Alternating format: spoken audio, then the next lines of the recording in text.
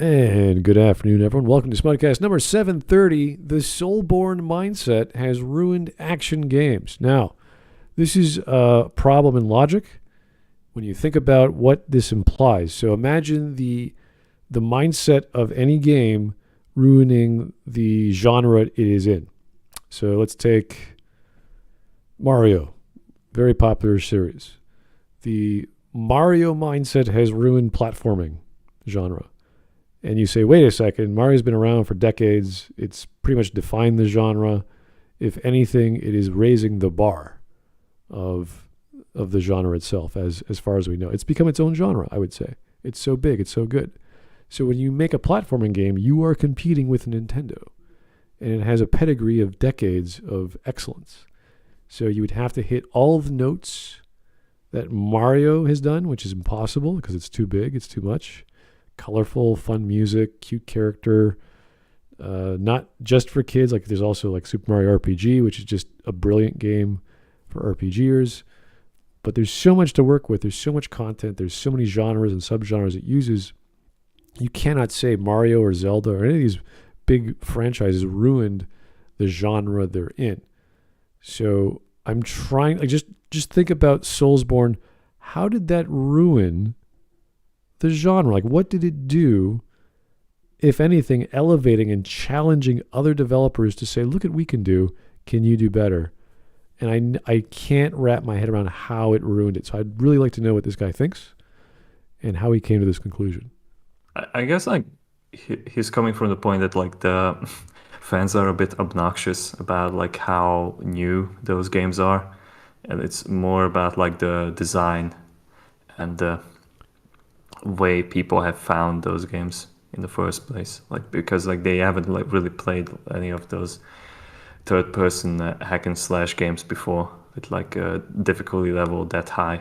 Really? Because I remember seeing there's actually a YouTube channel, a guy just dedicated to Soulsborne games, and every month he'll showcase multiple Soulsborne games or Souls clones or whatever he calls them on Steam.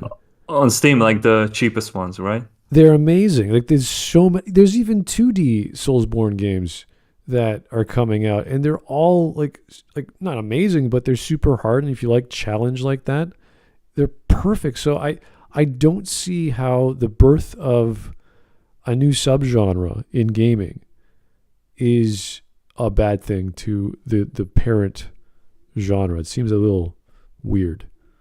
I would say like the first Soulsborne game was not even a Soulsborne game, but Crash Bandicoot 1 on the PS1. Right? Like that was so obnoxiously hard that you had to memorize I wouldn't call that much. Soulsborne. That's just platformer difficulty, which is usually, hey, it's easy first level, second level. Just kidding. Just kidding, yeah. But even the first level of Dark Souls was a joke, or like introductionary. That you have this false sense of security that this is going to be a fun, serious, dark fantasy. You'll get by. Yeah, and then Tommy Wiseau makes an introductionary level. Have you guys seen a video of Tommy Wiseau playing Dark Souls 1 on PS3? No. There was a YouTube channel project that they made Tommy Wiseau play video games. Yes, he was abducted by aliens, and he was forced to play Dark Souls 1. And he wasn't bad. He was pretty good, actually. Like, he managed to survive the first boss. Nice. And he could parry him. It's amazing. Like, it's a social experiment. I love it how there's people that we know, like Elon Musk, who's a big fan of like Elden Ring and other games. Like, he's just there. Deus Ex. Yeah, it's just like these games have been such a big part of the past 20 years that if you were born, 20 years ago, it's like natural to like I'm growing up with my niece and nephew, and gaming to them is just like, we just play a little bit here, we do some homework and run around and whatever. It's Katamari Damacy is just their funnest thing to do for 20 minutes while they're killing time to wait for dinner or something. Yeah, it's just like this natural thing. It's not a big deal. There's so many. It's like books. There's so many to choose from. You just pick one up. It's like, whatever. It's not this this stigma. There's no oh, you're a gamer. Oh, like back in the day, you got bad grades. You're a geek. And it's like, no, we just for fun. It's a fun thing. So again, bringing it back to video, I still can't see how liking Soulsborne or having the mindset of being really good and having a perfect playthrough or having dark fantasy. Like I'm trying to think of all the elements of those style of games that would make something bad. It's like arguing Tolkien was bad for fantasy when he pretty much defined the genre and made it everyone. Like you could argue as a result of Tolkien, everyone tried to copy him. So elves and dwarves are going to look a certain way, act a certain way. Absolutely. Tolkien destroyed the fantasy genre. Destroyed. It's all his fault. C.S. Lewis, go back to your wardrobe. Yeah, it's all their fault. Those two giants of fantasy. Back in the closet. Yeah. Anyway, this is a 8-minute video? Not even 8.5 minutes. 8.5. Well, yeah, he's gonna have an advertisement in there. We already know what it's gonna be. And from BeeG, BEE capital G. It came out in July of this year. It has about 43,000 views and 5.3K upvotes. So that's pretty good. So people must have liked it. So I hope he's got some good arguments and points to make, because I'm already walking into this going, uh-oh, faulty premise, no logic. But hopefully he'll explain why. So here we go. Favorite animal? The cheetah, the dog, or for some, maybe even the cow. But do you know what the most interesting animal on the planet is? And it's not mammals, the dinosaurs, or even the megalodon. Game journalists, a peculiar species that have stunned and baffled scientists for generations. They are the only mammal to come from the pig and the snake family. Due to their filthy and disgusting genetic makeup, it is awe-inspiring that they are still I love the sound of it. and use human speech. And oh boy, do they say the darndest things. Okay, that's enough of that. Recently there's been a lot of talk about a certain game and how its combat is bad and too easy, or that it's a mash and slash. Seeing how game journalists reacted to this was annoying, but it wasn't all that surprising given their normal track record with reviewing games. But seeing the general audience split between those who actually agree with them and people who enjoy the combat finally made me get off my butt and start working on the video I've been meaning to make for a while now. And that video is, people don't know anything about action games, and I feel like it might be the fault of the Soulsborne series.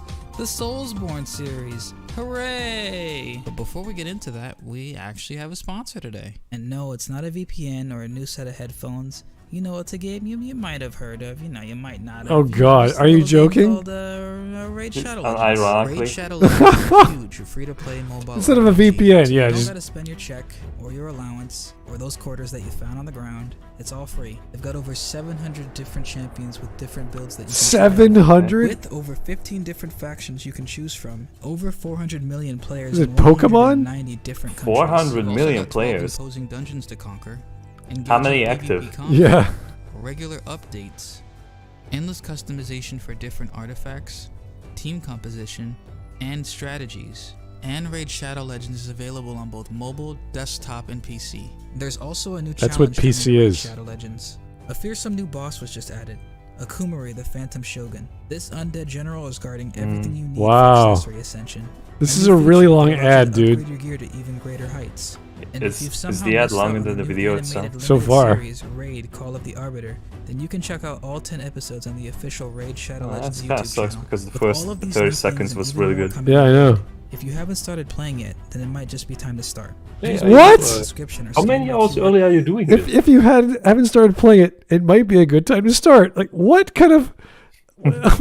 what kind of... Guys, have you ever played this game? No, it might be a good time to start. Like, why? What kind of argument is that? This is the last time you can start playing this game. Ever played Zelda? Well, now's a good time to start. Start with the last one. Like, what?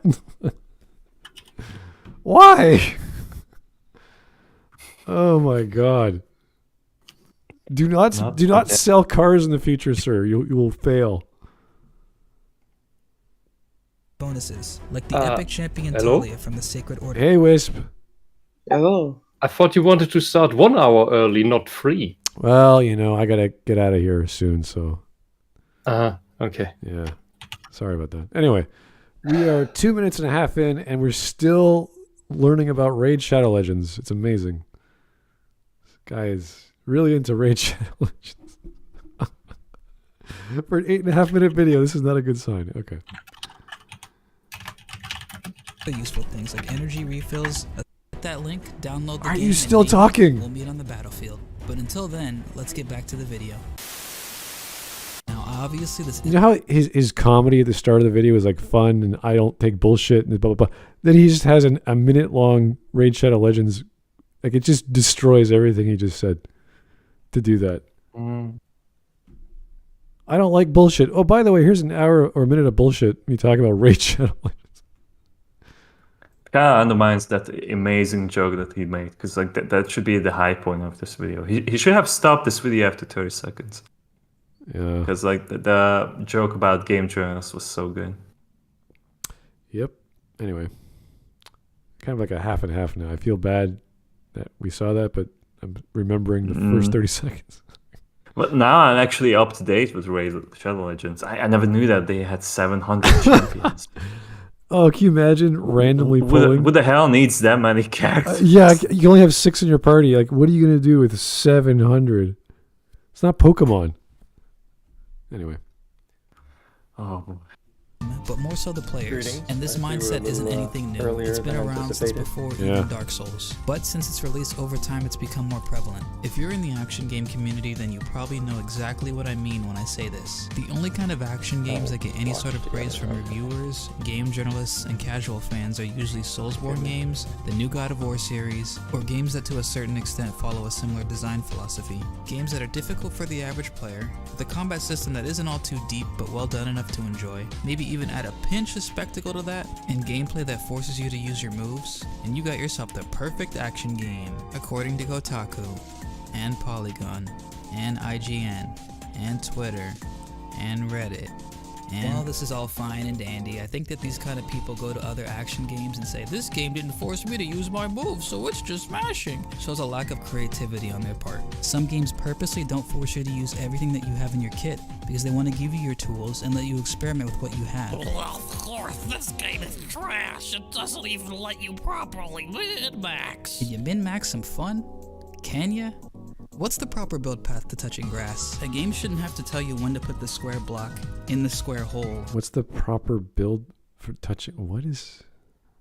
It's valid because and for me personally, playing like D&D or other RPGs, I play to maximize fun characters as opposed to like your super duper destructive one-hit killer damage dealer.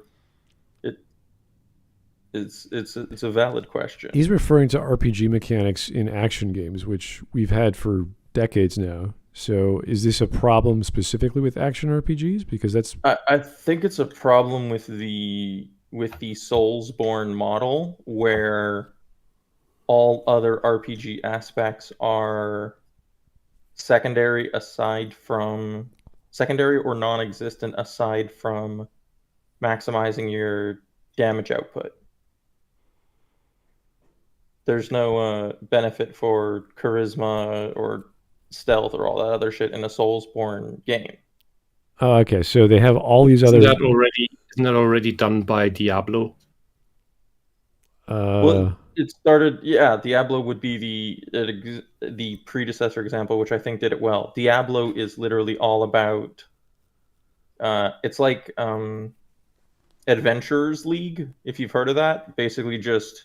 You have your D&D character, you go in, you play a bunch of different modules at a bunch of different levels, and it's less about the role-playing aspects as opposed to like D&D Advanced, where you go, you crash a dungeon, you slay all these things, you get your gear, you level up, but there's no overarching story narrative. Like it's Soulsborne games to me are in that old vein of sword and board most effective killer as opposed to any kind of development at all towards other styles of playing, which isn't wrong, and I didn't dislike it. You can still make weird combinations, Yeah. but it does favor min-maxing. The thing is, over here in weird old Germany, we never used the word action RPG back in the day. We just called these things. We didn't call them role-playing games in the first place. We called them hack and slay or hack and slash games. I because agree, that's all you do. That's They all are. you do. You don't They do are. role-playing. Role-playing is a specific thing about having a character whose decisions, which is all about decision making in the story, and not necessarily of how you slay monsters. That's just all the character play you do is the marionette on a string of how you whack the crocodile. That's not really role-playing. That's fair, and who I would say does the Soulsborne mindset is similar, but is also definitively more enjoyable, is if you look at the Borderlands games where damage is the goal, and you spec out your skill tree to how you best want to do damage, but the whole thing refuses to take itself seriously in any way, shape, or form. Like, it makes the numbers popping out of people's heads really obvious. Because hack and slash is quite literally, how do I produce the biggest number? How do I spec for the biggest number?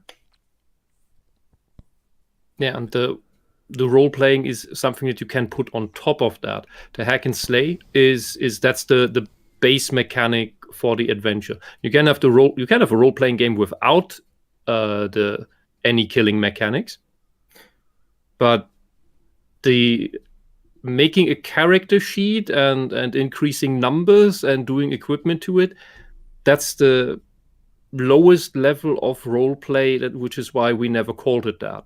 That is less role-play than a little kid does with his Lego castle stuff.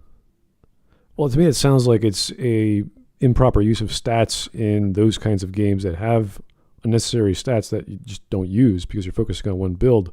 Like when we talk about back in the day of like Warcraft 3, they would have agility-based heroes. So if you put points or found items for agility, that would World also... of Warcraft did not allow you to distribute points. Well, they increased automatically. In custom maps, they allowed you to. So depending on what you were playing. But custom maps? Yeah, well, that's why else would you play Warcraft 3? Why would you? Warcraft 3. I thought you said World of Warcraft. Oh yeah, no. My bad. Well, I'm just going back to the original. Like this is like, if you're an agility-based hero, you get agility, and that gives you one bonus to damage. So if you're an intelligence-based hero, that would give you one bonus to damage. So it would always be focused on the fighting. You get more damage the higher your one stat is. So yes, agility would make you attack faster.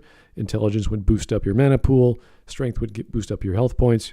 But that's true. But what I would say is Warcraft 3, and I don't know if Warcraft 3 was strictly like a single player game.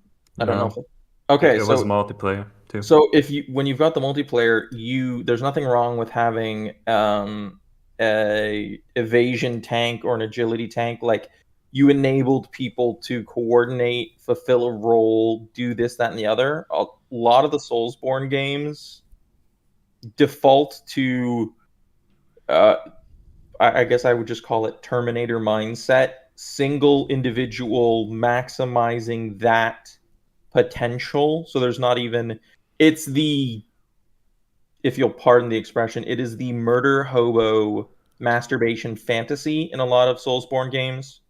How do I create the most diabolical, destructive murder hobo? Plot is present but secondary. As opposed to like Warcraft 3 or those other games where if you have like a 3 or 4 role composition team, you're at least working together towards a goal. Well, yeah, that's true. I think you're limited to that in a game like Dark Souls. Whether it's Diablo, Torchlight, or Path of Exile, because the focus is the hack and slay. So everything is about the hack and slay, and you do it most of the time. You do it alone, and all this is a realm of genres with fuzzy borders, which is why we have these terms like action adventure. An action adventure can have role-playing elements, but it tends to not give you much characterization options. like the Legend of Zelda games. They give you an option here or there, but overall you get a blank slate hero that develops on a preset path, and there you go. You have your adventure and there's action, but it's not a hack and slash. Well, it's a narrative-based puzzle solver with action components. Yeah, while which is a very complicated way of defining a game. That's not what you would call a genre anymore. That's already a list of attributes. While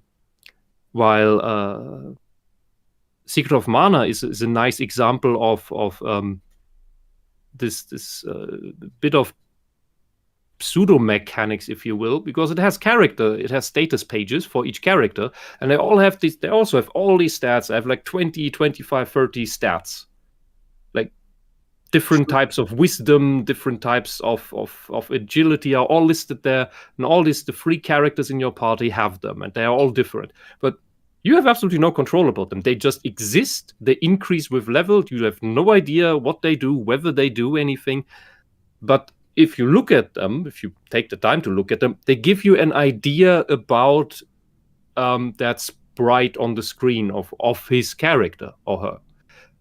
But that's all that is. Everything else is basically an action adventure with different weapons, and you can level up.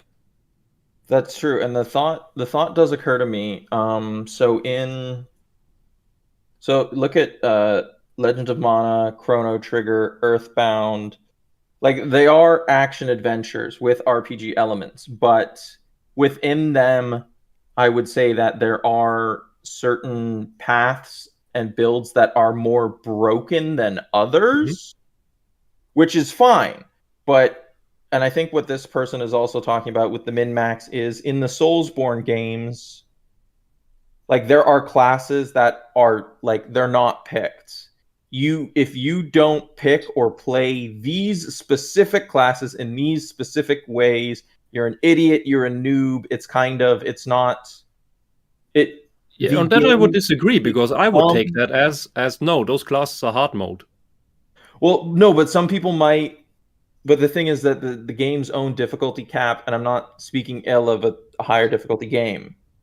I think an example of where this was done somewhat, like, it was done well, which is a FromSoft property, was with Sekiro, which was like stealth-based action adventure, but like, because your ninja, because he did like level up, but you weren't speccing down various paths or various other things. It was what I would call sort of Soulsborne distilled, as it was the skill test.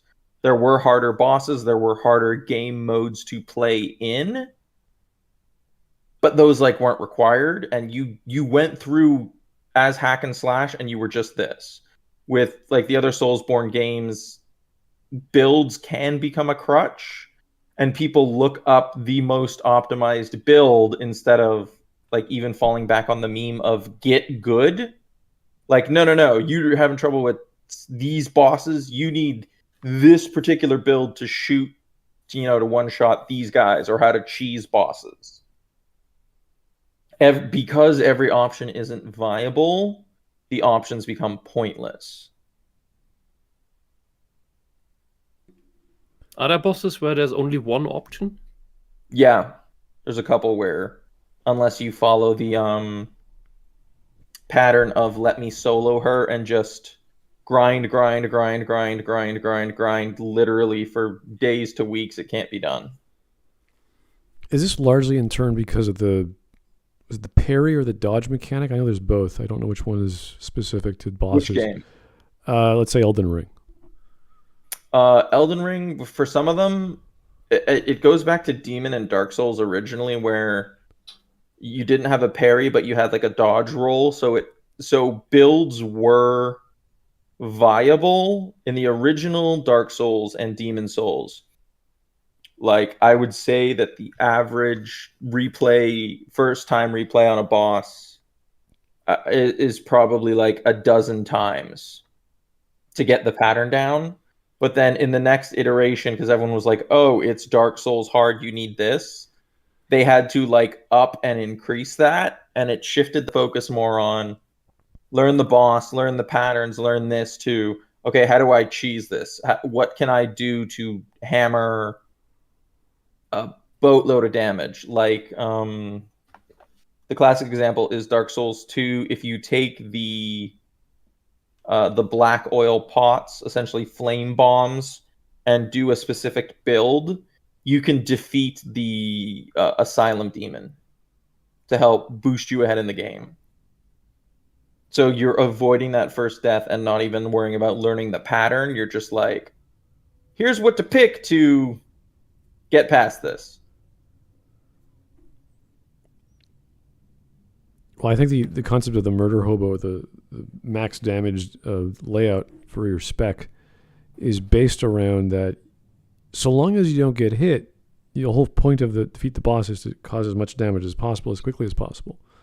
And yes, you're waiting for the pattern to open up a weak point or when it's safer to go in, which is kind of the beauty of 3D action. That allows you to have that level of detail that or control rather in your character to do that. So the mentality of perfect playthroughs or playthroughs where you don't die or one-hit kills, like that's kind of the design. That's by design to be that way. So I don't see how that's a problem per se, unless you're talking about, well, can this be a multiplayer game? And then you have roles. Then you have like the tank class who's supposed to get hit, and then you have the healer class who's supposed to heal the tank, and all that other stuff.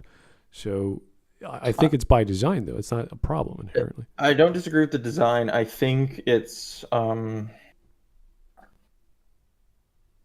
other people trying to match that, and it's also, I would say, it's not necessarily a fault with the design, perhaps as much as it's a fault with the player, where the objective of any game should obviously be to enjoy playing it and have fun. With a lot of the Soulsborne, it becomes less about beating the boss, having fun, exploring the world, and more about, oh, I need the perfect no-hit run through, I need this, that, and the other. You're focusing more on the idealized version of the game as opposed to just playing the game. Isn't that something that a game just develops into if you play it nonstop? To an extent, like I would say a difference might be multiple Mass Effect playthroughs in order to explore various dialogue options and changes in the character or interactions is different than completely ending a Dark Souls or Bloodborne run because, I got hit on this one boss and mistimed it. Maybe a weak comparison, but I did Donkey Kong 3 speedruns before I knew what a speedrun was, simply because the game gave you an incentive to speedrun it. And that completely relies on just that perfect playthrough where you don't get hit, you don't miss a beat. And every time I did, I had the Super Nintendo placed right next to me. I hit the reset button and started over. And that is after you had the long play of your first playthrough.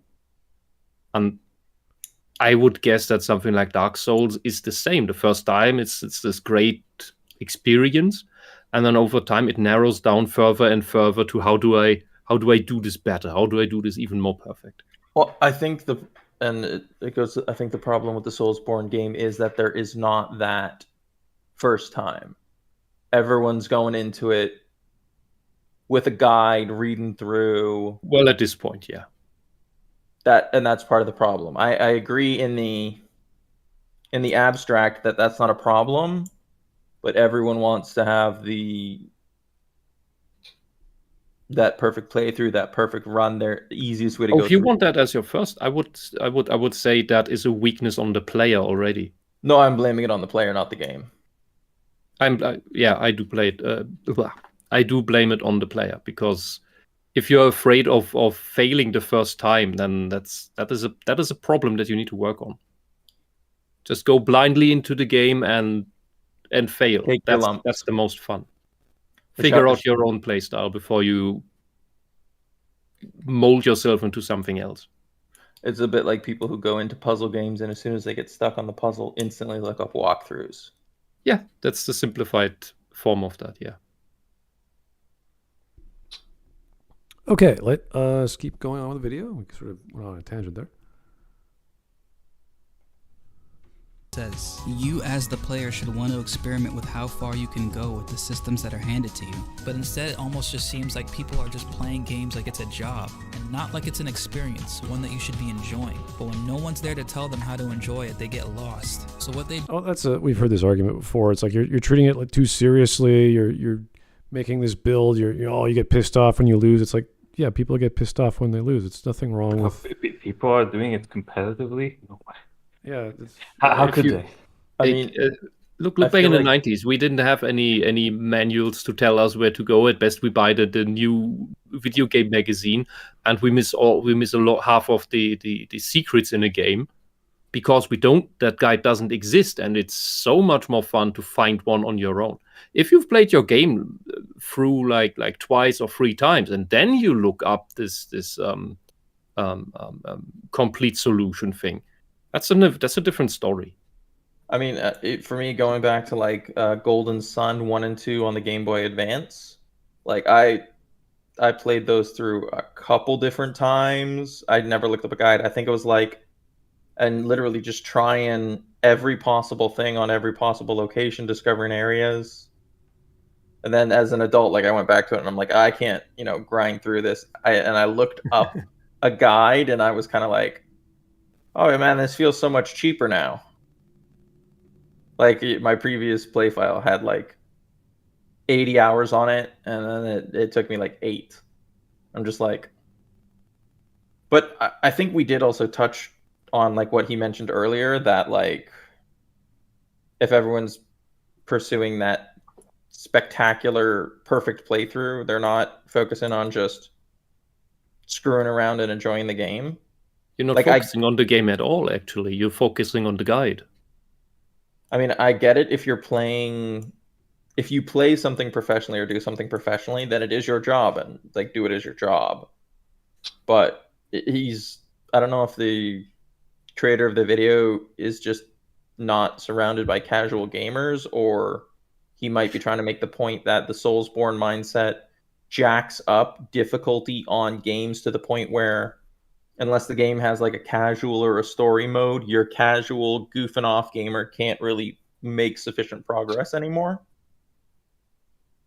I don't think so, because the casual gamer usually never finished a game in the night. Let's go back to the 90s thing, 90s, early 2000s. Because the game has a difficulty spike somewhere, or has a really hard puzzle. Like anyone who's played the original Command & Conquer, Tiberian Dawn. Absolutely, there are the Nod missions. There are absolutely insane puzzles,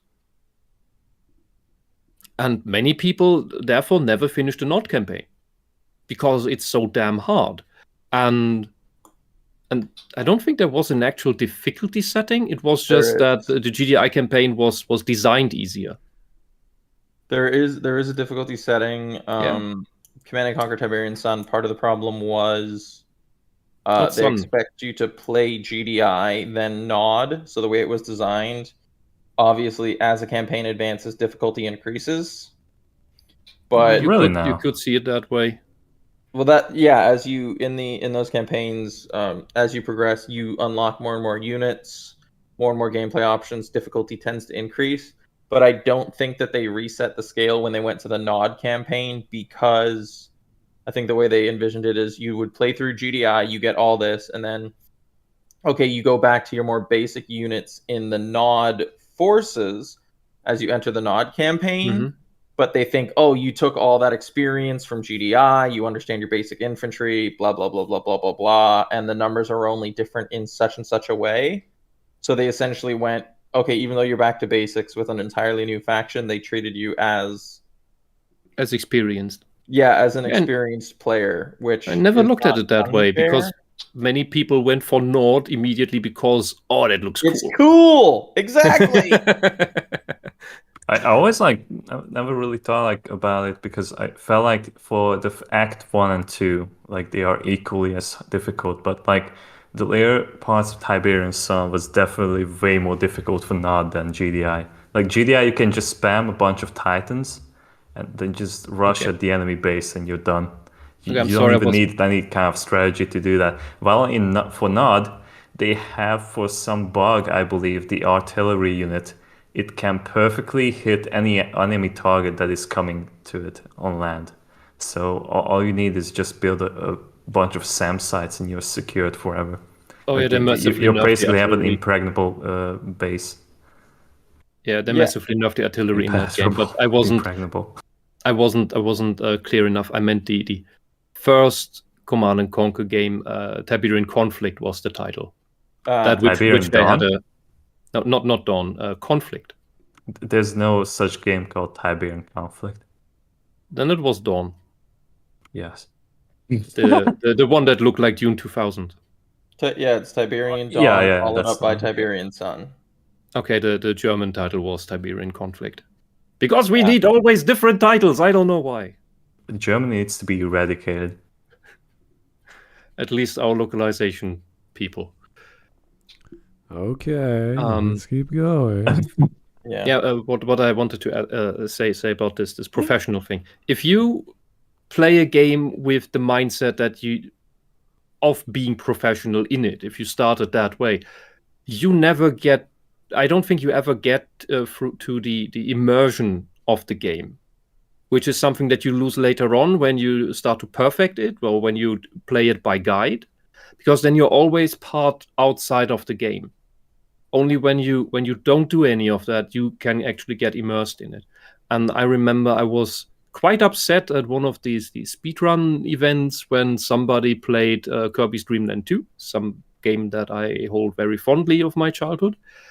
And he made a comment about how he always clicks away how he's never seen the tiny little cute cutscenes, because he always clicked them away because he solely learned to speedrun that game for the convention.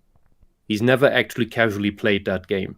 And that stung with me, because I don't think that's a real gaming mindset. That's really just work, and that's not what games should be for. So you take your time and just play. I think you don't need to finish it perfectly first try. The whole thing about especially Souls games is you fail and you learn from the failure, and that is every game. I don't think there has to be. You can exclude the complexity of a system and say, well, every game should be fun. It should be available for everyone. It's like, yeah, of course it should be fun and available, but if it's a high level of complexity, that means you can have elements like min-maxing and various item drops that you're fighting for to get the rare or the legendary. So those are part of the system, and if you want to take that seriously, that's up to you. But it shouldn't be eliminated. It shouldn't be like, oh, this is too complicated. No one's going to do that. It's like, yeah, let the hardcore guys do that. Let them have fun. And then making games available for everyone doesn't work at all. There's people who can't play certain games. That's fine. There's games that are honestly too colorful and flashy that I get migraines from it. Well, people with heart epilepsy, they wouldn't ever be able to even try those games. So that's not available. So is then the solution, oh, okay, then we make all the games super boring and desaturated and very slow so that everyone can play. Like we had this paraplegic guy play Sekiro and win. There's no availability argument. It's bullshit. All right, we were at halfway through, and most of that was Raid Shadow Legends. So anyway. Together with all the other people who aren't like Voltron to give the exact same opinion every opinion every time. And when a new action game comes out, suddenly everyone's got a PhD, an MD, and an STD in combat, and they just have to let you know about it. I just find it funny as well because you can see what you're getting into gameplay-wise during gameplay trailers and showcases. But people don't actually know what makes a game's combat good. If I Trailers tell you about gameplay? I don't know, Bayonetta, and asked what made the game's combat so good, What would people say? Would they bring up things like movement variety, freedom of expression, physics, weapon design, weapon switching, enemy design, dodge offset, or even the bounce mechanic? Yeah. I mean, I enjoy Bayonetta's skill set definitely due to bounce mechanics. Same with the Dead or Alive games or Street Fighter. Yeah, it sounds like those bounce mechanics are fantastic. This is another set. Yeah, but guys, seems to be an issue of him just complaining that the casual action gamer wouldn't do these things. Like, good for them. I don't care. Good for the lack of intelligence of your average casual gamer. Like the game's obviously not for them. So I missed the first bit. I thought he was arguing against the encroachment of like Soulsborne style mechanics integrating into every game, which I'm against. I think intentional Soulsborne or combat games like Bayonetta or Tekken should have the difficulty curve they do have. How is Bayonetta Soulsborne? No. I'm not saying it is. I'm saying I thought he was talking about how every game is trying to be Dark Souls or Soulsborne like. No, he's just complaining about fans that don't know any better, and they're not going to say any of these things. I'm just glad Dark Souls opened up the boldness for difficulty again. And while some genres never lost it, thankfully. Dark Souls was a return to actual Nintendo hard games. This is true. I would rather say arcade. Probably not. Even when Final Fantasy 16 was combat until around this year, and that was only because Ryota Suzuki, or the Devil May Cry guy as they like to call him, worked on it. And even then, when I watched other people's reactions online about the game after having this knowledge, it was never about the combat. It was mainly, whoa, you can like run up the guy arm? Wow. Dude.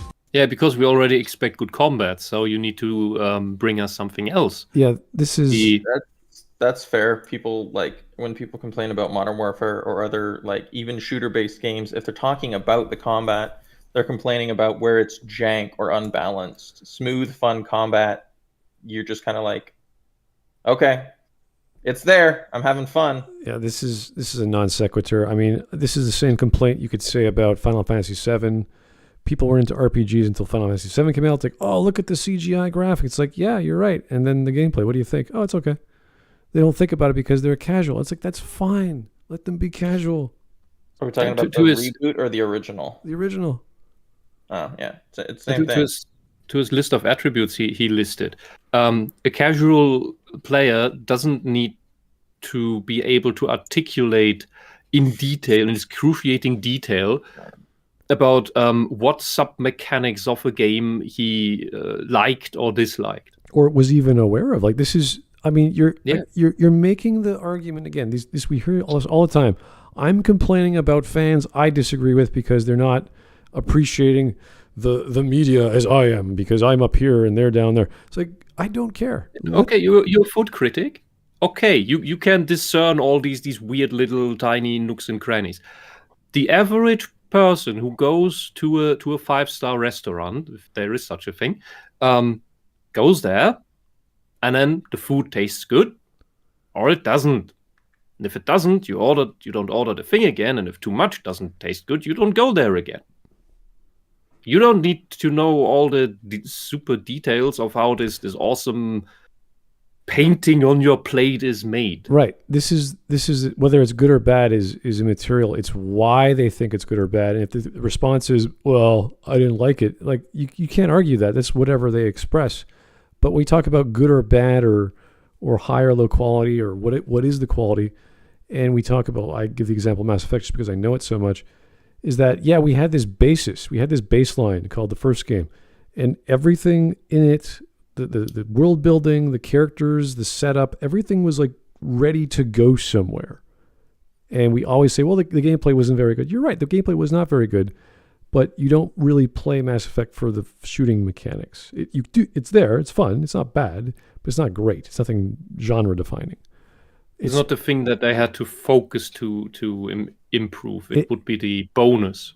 I mean, I would say the best example of that, like applied to Mass Effect, is what I did while playing Mass Effect is I visited pretty much every planet with a Thresher mod that I could, and basically just maxed out the destructive power of the sniper rifle, and then cheesed the Thresher maw to get as many levels, to get as many points as possible, just to flesh out, to basically breeze past the combat, because I wanted the interactions, the moral choices. Like, the combat gameplay was honestly the least interesting part of Mass Effect. And when you've played the game through Mass Effect 170 times, I understand when you go for the roleplay option where combat becomes irrelevant. And there are people like that. Yeah, I'm one of them. Mass Effect 1's major flaw is that you had to wait until Mass Effect 2 to romance Tali. Okay. But you are the first human shepherd. I mean, Spectre. All right, well, anyway, I forgot what I was going to say. Let's keep going. It's like Game of the Year or something. Whoa. Jingle, jingle. Now, one thing No. They enjoy it for whatever they want. You are characterizing or mischaracterizing fans of Final Fantasy just because 16 had a lot more action and a lot more CGI and a lot more interactive CGI. So good for them. I think a good game that serves as a counterpoint to what this guy's talking about is did any of y'all play Rome, or essentially cutscene QTE game? Depends which game. There's a few of them. It was the shoot. I can't remember which Rome it was. It was the one that followed the Centurion and the myth of Damocles between, like, it was the two Roman gods battling it out over the fate of the city. Is that when you start off as like a gladiator and you work your way into whatever, and you have to like hunt through entire palaces and stealth? You're not talking about Shogun Rome, do you? No, it was a game that was essentially like all of your combat was essentially just quick time events, and there was just very long cutscenes. So it was an action game on rails pretty much, and the player didn't have a ton of input. Like, you had a couple combos, but your combos were setting up QTEs and everything else. But the point of it was, and some people were complaining like, oh, the combat is so restricted and blah, blah, blah, blah, blah. And those were your more action-oriented gamers complaining about it. But other people who like play games for the cinematic storytelling were like, yeah, I don't mind that the game was just like a movie. I like being able to control the advancing in the movie. So I think you're right, Smudge, where it's essentially just this guy's complaining because, man, games don't go exactly how I want. Maybe that game isn't for you, and maybe other people playing other games have different motivations and reasons. Yeah, I think he's complaining about the fans having the wrong opinion as he is, because he likes it a certain way or he dislikes it a certain way, whereas I complain about the story in Mass Effect because that's what you play the game for. You play for the characters and the story and what's going to happen, as opposed to the combat per se, at least in the first game. And they say, no, it's a great game. It's like, everyone loves Mass Effect 2. It gets the highest rating of all the Mass Effects of BioWare games. And I'm like, that's sad, because they're not seeing all the huge objective problems that have nothing to do with fun or enjoyment. The mechanics just don't work. The limited unlimited bullet system doesn't work. Like, there's all kinds of stupid things they did, but people don't think about it because they don't bother to walk around a level and say, what's this part? Hey, this is broken. I got stuck Vanguard charging in here like 20 times. Why is that? Like, there's all kinds of problems technically with the game, let alone the story. Yeah, like there's like one hallway in Mass Effect 2 or something where you get bogged, and it happens a couple times. You'll get bogged down trying to like defeat enemies, but the problem is you can't get close enough to their spawn point to actually deactivate the trigger. So you just keep getting like continually husk overwhelmed as you're bleeding ammunition. Yeah, that's the thing I noticed, and the thing I had a problem with a couple times. There's lots of bad designs in Mass Effect, and you can tell that BioWare was cutting corners since the first game, really. But they didn't show as much as till you got to the BioWare Magic stage of 3, where everything was just slapped together, and you're like, oh, this is how they make games. So yeah, the ending of 3 was incredibly unsatisfying. Oh god, yeah, but the fan can say, I like it for the simple combat, I like it for the characters, and you're right. The combat is simple, the characters are likable. If that's all you're taking, then that's great. I don't care that you can't understand the nuance of what else is there, whether it's good or bad. And this guy is complaining that the fans, who are beneath him, can't see what he sees. He's the grand poobah. He sees all the good and bad or the good, I guess. Look, buddy, not every game can be The Witcher. Oh yeah, The Witcher 3 at least. Yeah. I was gonna say The Witcher 3. Like I tried to find problems with it, but there really aren't many. It's so polished. Homeworld certainly wasn't The Witcher. It's polished. The DLCs are expansive. You can honestly play it at whatever level, whatever play style you like. It's a game that people gave a real shit about the source material. Unless the writer says so. And the dev team didn't overestimate their capabilities and their deliverables. Yeah, back when CD Projekt Red was respected. Cyberpunk really fucked over CD Projekt Red, and I think they were kind of fucked over with Cyberpunk as well. They were not big enough to handle it. They went into development hell loops too much, in part because they took the ESG money. That also fucked with the development process. Yeah. Okay, well, let's get back to our wonderful YouTuber who is high and mighty above us all. There's people wanting something harder on their first playthrough. But you have to understand that when it comes to this, it's not an issue of difficulty, but an issue of replayability and accessibility. Having a deep combat system is great and all, but if people feel overwhelmed by everything that they're given, then they just won't use anything at all. Just look at Dante from Devil May Cry. I'm trying to think about that, because there's plenty of systems, and even the third Devil May Cry, where I was not using them properly, and the game would say, maybe you need a lower difficulty level. And I was like, okay, maybe you're right. And I still couldn't pass the stupid Cerberus, because I just couldn't, because I was not using the skills properly. So, and I was like, I know why I'm losing. It's not because I'm not, I get hit or whatever. I do get hit. And the difficulty will somehow lessen that, but I was still losing, so it didn't make a difference. I had to learn how to dodge. I had to learn how to use techniques and air jump and all these crazy things. So, I had to get good. I had to learn how to block. I had to learn how to dodge.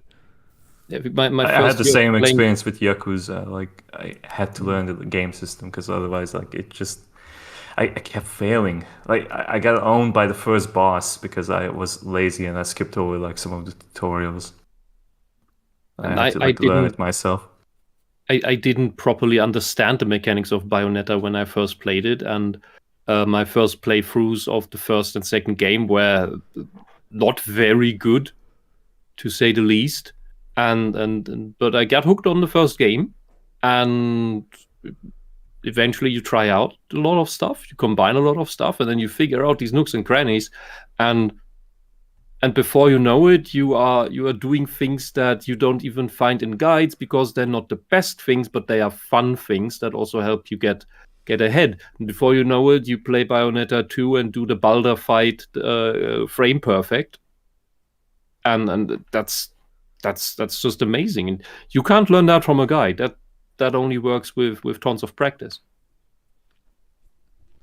Just like getting ahead in Souls games. Like, yeah, a guide helps, but in the end, you are the one who has to dodge at the right point and make the right decision of when to drink your potion. Okay, we got 2 minutes long. I hope to God he does not have another advertisement. Stupid point. entire series, but from the 5th game. The guy has 4 styles, 12 weapons, and around 140 moves with different properties that change whether you're in Devil Trigger and in your base form, and has 2 different kinds of parries you can learn and use against enemies. It's just a lot. It's a lot. Sounds amazing. As a new player, if you had to learn a character like him while fighting hard enemies and bosses, wouldn't that be discouraging?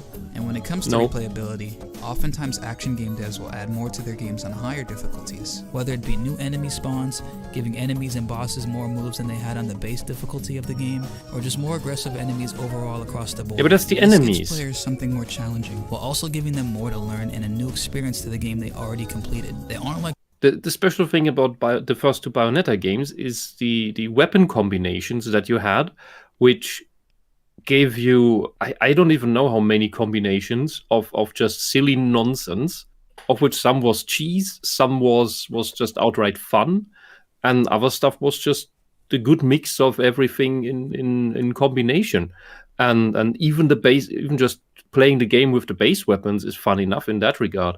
And then in the 3rd game, they throw that out, simplify it, take away the weapon combinations, and give you these kaiju that I don't think have designed right, because it's left over from an Astral Chain 2 project. And just not. I know there are people who like the gameplay. I didn't. It didn't feel like Bayonetta because the core idea of the game was missing. And that was that part of combination. The combination of, I have weapons here and then 3 different kaiju over there is not the same. Not even, that's not talking about the bad color choices, the overall bad visual design, the atrocious story, and long list of nonsense. But yeah, games like this, the more variety you have, I don't think it's detrimental. I think it adds, because you can just try out nonsense. Especially once you've mastered the game, you can go, what's this non-viable thing? Let's see if I can win the game with the non-viable nonsense. And you give yourself challenges. And that's how people also find new strategies that surprise everyone about, that actually works? That actually gets you faster through that part? Okay. I think it's just better to have these things in these games, not less. And as a casual player, you get all these big weapons, you try them out, and like, that doesn't really feel right with me or with my playstyle that I'm getting used to, or I don't want to try out a new thing while I still try to play through the game. Let's save that for later. But it gives you this, it tells you that this one way to play isn't all there is. Or these like only limited to 3 or 4. Like Asura's Wrath has one playstyle. And it is the cutscene movie game with very short actual combat parts. With very, very simplistic combat. But it still works. Okay. But it does not have the same appeal and replayability of Bayonetta. I come back to it every year. But I rather come back to Bayonetta on the general time I spent with games. To come back to Asura's Wrath requires that I want to see the story again.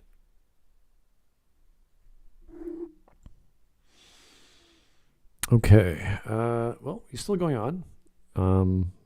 Hopefully he's not going to be complaining more about people who don't understand his great genius in the world of action games, but where it's hard from the get-go, and the replayability comes from your builds, weapons, challenge runs, or even making new decisions on your next playthrough. It comes from you, and your willingness to learn and break the game you're playing apart. There are people, myself included, who have 200, 500, 1,000, 2,000, even 5,000 hours in these kind of games and are still playing them because there's an infinite amount of replayability, and the only cap on it is you. Which leads... let's not go... That's just what I talked about. Like, the more variability you have, the more you can extend this replayability. It's not infinite, but I mean, okay. You just like the game a lot. You played it a long time. We get it. And you can make your own fun at a certain big point. old issue. Game journalists and reviews. And I mean, you also can play Toho for 1,000 hours. you just have a very different mindset about playing that. Yeah, I'm trying to grasp how the mindset, though. Like, this is the concept of how you think of when you play Souls games has somehow changed the genre. I just don't get how that's a bad thing. It's a weird argument to... I started off that way, like, I don't understand him. And all he's saying is, well, the people beneath me don't understand me. And I'm like, that's not an argument. That's kind of like the casuals don't get it. It's like, of course, they're casual. Let them be casual. Who cares? It's silly. Yeah, and that's the thing with these very difficult games is that the casual playthrough is possible so that they have something to enjoy. And the stuff past that, that's for the enthusiast. Like the normal mode, which is basically easy on Bayonetta, that is enough of a challenge for a casual gamer. The real game begins after that, and the truly real game begins after that on Ultimate Climax difficulty. Yeah. That is where the actual game is. Even with fans of like the side-scroller genre or 2D games or 2.5D, I was thinking it was Dead Cells or something like that, where it's you're pretty much, you have no health bar like you do, but you get hit, you're pretty much dead. Like, it's that perfect way of playing. Like, you want to be a perfectionist in every screen, and I see nothing wrong with that as a game mechanic being abusively hard or Super Meat Boy, something like that, where you have to get the exact jump angle. So that's the design. That's part of why they made it that way, so the hardcore players can feel challenged. And if you're not there yet, the argument is always get good, not because you're trying to make the casual player or the average player feel bad. It's your skill level has to match the thing you're doing. It's like in life. You just keep doing the one thing over and over again till you get it. So I don't see how that's a bad thing. And I don't think that's a bad thing for the genre in any way. Like, if you were to do it to Mario platformer games, and there are some elements of that in Mario games, you have to make the perfect jump, you have to do the perfect ability, whatever the platform you have to get to. That's been there for years and years, and maybe not in the same capacity as games like Elden Ring, but it's still in the 3D space since Mario 64. So I'd say it's the difference is between, and we're talking hobbies, though we can compare it to crafts, but let's stay in the hobby lane. The casual is just anyone who does anything for a hobby. But if you want to really indulge in your hobby, if you want to perfect your ability in it, then you strive for becoming a master of that action that you're doing. And that is not just a hobby anymore. You can still call it a hobby. It is probably still occupying the hobby space in your daily allocation of time. But it's not the same as just going somewhere to unwind. It's not like going to the golf course and hitting a few balls. It's one thing to get a hole in one every time. All right, we got... Now he's complaining about reviewers. I don't know what he's going to say about them. They don't understand me either. My genius is beyond... He's going to start... It looks like he's going to complain about reviewers, but we haven't seen yet. Yeah. Viewers, that your first playthrough is not the full game, why would you go out of your way and review it anyways? And I get that you guys are all scrambling to get it out as fast as you can for the good likes and clicks and ad revenue. Oh yeah, oh baby. But why not state that you didn't actually play through the full game and what it has to offer? It's not like it's going to make people think less of you than they already do. The bar is pretty low. So his argument, there's actually many YouTubers who do play the full game, but his argument is if you don't play the full game, you don't know what you're talking about. It's like, no. You don't need to play more than 10 minutes, I would say, of any game to see whether you like it or dislike it. If it does not garner your attention or your interest for 10 minutes, whether that's story-wise, gameplay-wise, graphics, I don't care, why would you waste your time? What's the big deal? So if you like a game enough to go through an hour's worth, and there's plenty of games I don't, then you could say that in a review. So I don't see what the big issue is. You should play like an hour and 30 minutes so you can refund it on Steam. It's got to be exactly an hour and 30 minutes. This game was so bad, I played it for an hour and 30 minutes just to keep the clock going so I could refund it on Steam. Do not buy. I'm gonna buy the Sega sales version of Persona 5 Royal and just get to the end by an hour so I can just refund it and say well, the game was too short. Managed to beat it in an hour. What a lackluster experience. All right, this guy is not making good. I mean, why did he attack reviewers? This is silly. He's changing his. I mean, there's a difference between a quick review, it's more of a preview, and a full review of the entire thing. And the latter you certainly cannot do for a game that is about to come out and tell people in detail about all of its nooks and crannies. That's not really possible. Yeah, most of the guys, there's this guy, I can't remember his name, but he has 100% game playthroughs of every game he covers on YouTube. But he actually likes them all. He wouldn't do that if he hated it. And he'll tell you, well, this is a game for X kind of people. You would totally love it if you are of that mentality. So there are reviewers like that, but I wouldn't want every reviewer to be that way. But I'm certainly he doesn't do that for games that are about to come out. That he is doing also what a classic games journalist should be doing, giving basically customer service, customer protection. He does get for hey, buy this, but don't buy that. He does get advanced copies, yeah, but he, as far as I know, he likes them all. So it's not a question of taste. It's a question of if he likes it, he'll do it. If he doesn't like it, or if there's like certain games like Wrath of the Righteous, which is a Pathfinder game, very detailed RPG. If you don't like those isometric style games, then just forget about it. It's too much for you. So he'll tell you that, but that's one of his favorite games. So it's he'll cover all kinds of different games, but it's very he doesn't putz around. He knows everything there is to know. He has over an hour, half an hour to an hour worth of a video to talk about all the details. So, but that's him. I don't expect anyone to do that, and I don't think poorly of someone who doesn't. That this guy is changing his argument from let's attack the fans, now let's attack the reviewers. No one I am in a world on my own pedestal. No one can touch me. How dare they not understand a game like I understand a game if they haven't played it through 100%? Okay, dude, give it a rest. Anyway, 1 minute. At a painting and going, this sucks, even though you're standing right in front of it and only looking at one color and not the full picture. It makes the game look bad, it makes you look even worse, but that's probably not going to change anything because of money. Yay, money. Anyways, if he's complaining about Kotaku, you have no right to talk about it. You fucking shill for Raid Shadow Legends. Shut your fucking mouth. Now, unless he actually likes Raid, that's a. I don't know if he actually likes Raid. Nobody likes Raid. Not even Jontron. Okay, and he sold his soul for Raid Shadow Legends. They pay good money. I don't know how they make it to pay all of these people, but I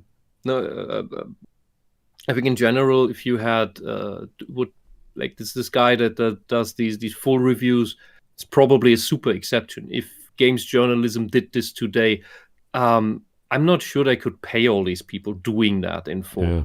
I'd love to. I'd love that to be the case, though. Where was I here? The string. Lost the phone. Yeah, the string. The damn string. Right, there was this World War One strategy game about the trench warfare. Warcraft. Not Warcraft. I forgot the name. I think it wasn't Arthur covered. It was somebody else. I think Josh Strive Hayes or someone. I don't know. I don't remember. But it did an actual 4 or 5 hours review of it, and that was just playing the tutorial. And the tutorial was explained so bad. It's a really complicated game. And the tutorial was designed so bad that he just didn't want to continue. It was just horrible. And then when even the tutorial bores you to death and confuses you, and you still don't really know what all this shit is, and it repeats itself upon itself, and it still doesn't work, don't buy it. It's shit. Go back to the drawing board. So it's you don't need to play through the whole game to know it's shit. When it's shit, it's shit. All right, 30 seconds. Journalists are terrible.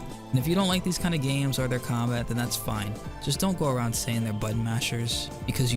Oh, I could tell about Bayonetta 3 after I put it in, after certainly not an hour, way earlier, that it was shit. Not only did it take out the punch-kick-punch combo, the original Bayonetta it has in, she has the punch-kick-punch combo, but the Bayonetta 3 Bayonetta doesn't have it. It's like absolutely confusing. The rest of the mechanics are shit as well. Okay. So he's fuck you. He's making an argument that you should not call these games button mashers. I agree.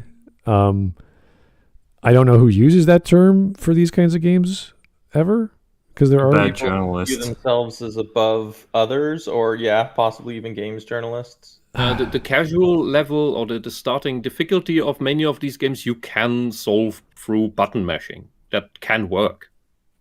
I think like the Final Fantasy example that he brought up was, like, I don't know if he mentioned it because like this entire video is just a fever dream, but Final Fantasy 16 has that system that you can set the difficulty to the easiest, and you can even enable like healing, I believe. And the journalist was complaining that you can play this game with one hand because like you just can't fail it, and he can just mash the buttons. And it was the tutorial level, for fuck's sake. There is something to be said for the just on the topic of games journos, not taking advice from a games journalist who can't make it through the tutorial. Like the Cuphead one. Yeah, I think that's the most important. How do you not make it through the Cuphead tutorial? Have you not seen that? Because it's clear that the person doesn't actually like play games. You have to read. Yeah, like you literally had to. Games are allowed to be difficult. Like, I mean, game journalists can certainly write the article, but not read it. Yeah, games are allowed to be difficult and provide you with the instructions of how to get through. Comprehend the pictograms in the background that correspond with the buttons on your controller. Even then, you could still beat it without having to read them. You could beat it by button mashing.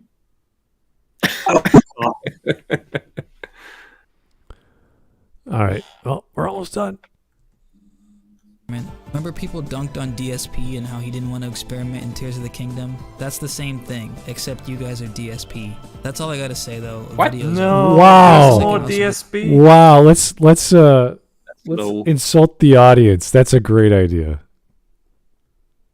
First it's the fans, then it's the reviewers, now it's the people watching the video. What are you doing? Stop this. Oh, God. Why would you make a video like this, dude? Just stop it. The video itself is bad, but like calling people DSP, that is just sacrilegious. I mean, to be fair, DSP did beat Cuphead compared to Dean Takanashi. I don't have gout. What? I hit the circle button. I was blocking that. All right, 20 seconds. Did you know that only 5% of the people that watch me... Okay, we're done. Yeah, we're done. That's good enough for me. I can't take the... Do you know only 5% of you are subscribed to... Despite only being 13%. I hate that they bring it up nowadays with these YouTubers. Good meme. I like that. What's with these statistics? We're on memes. I'm just going through the few we have. Have a break. Have a Nestle Get Good. Yeah. Nice picture of Tarnish there. Just chilling away, having a Kit Kat. Praise the sun. Yes, praise the sun indeed. Praise the sun. All hail Ra. Okay. Anyway, that was great. That was horrible, actually. At least it began so well, by the way. Like the joke was so on point. Yeah, he's got skills, and then he just ruins it by insulting everyone. You're like, well, dude, what are you doing? Then he gets sponsored by Raid Shadow. Oh, that was a really bad sign. Like, I don't care if you like Raid and you want to make money off it. That's your business. But it's not a good sign when you start then insulting people who are not good enough as you are, and then you're insinuating or asking them to go play Raid. It's just the dumbest shit. Like you're comparing Devil May Cry 5 to Raid, guys. Like, what do you? You have the wrong demo, is what I'm saying. Hardcore gamers not play Raid, dude. Can you win Raid Shadow Legends by button mashing? That is the true question. There's an auto button on Raid. You don't have to do anything. You just sit there. And it does it for you. Win the game, man. Well, no, but hey, you can beat Lufia by just holding the R button. Oh, really? It goes into then it just goes for all characters with attack. Oh, yeah. Automatically. You didn't know that? I don't recall. I was getting so tired of beating the egg dragon, and then I accidentally figured that I'm like, oh, cool. And I just hold the R button and occasionally healed until the bloody thing was dead after an hour. Anyway, that was I knew it was going to be a bad video. I didn't know in what capacity, because I wanted an argument for how game makes genre bad. Like, if you were to argue with me, like, Marvel movies make action movies bad, because that's when we think of action movies, we think of comic book movies, as opposed to saying Marvel movies makes comic book movies bad, as opposed to the parent genre. So I wanted examples, not the fans suck, the reviewers suck, and you are probably DSP. Everyone who's not me sucks. Yeah, that's not a good look. So sad. Anyway, I got to go work out and then go to a party later on, so I got to go. But thank you guys for doing this earlier than usual. And if this is a good thing for weekends for you, we could always do it earlier. I don't know how it works with everyone's schedule, but I think you guys like going to bed on time, so...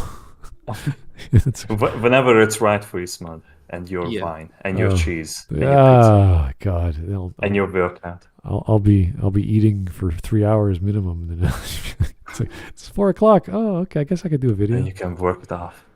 Yeah. Okay. Anyway, thank you guys. Thanks for... we didn't even introduce Wisp's friend here, but thank you for popping in and giving us your little information there. That was nice of you. No problem. I was happy to. I was about to argue the nuance of like how they were how trying to interject Soulsborne style play into a bunch of other games is like a problem, but instead this was one dude's just terrible fucking take. Yeah, there's been some releases of games. I mean, every month there's a new release of a Souls style game with that level of difficulty, and one of them was like a side scroller, and it was trying to be a Metroidvania with Souls ideas, and it just fell flat. And I was like, oh, that would have been fun. I would have liked that.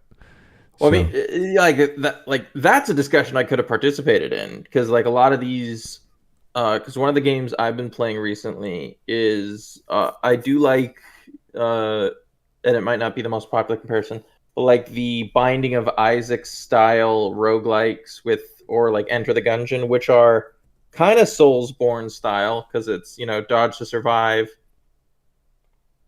But the death in those like roguelikes, it works in that, but people try to introduce like randomly generated or roguelike in other games, and I'm like, it does not work for your what is supposed to be your narratively driven game. I don't need a random dungeon to respawn differently when I'm trying to collect 4 herbs to advance the story. I don't need a procedurally generated dungeon where I'm just pissed off because no herbs spawned this time. Just give me my herbs so I can get the old lady to give me the potion so I can save the little girl.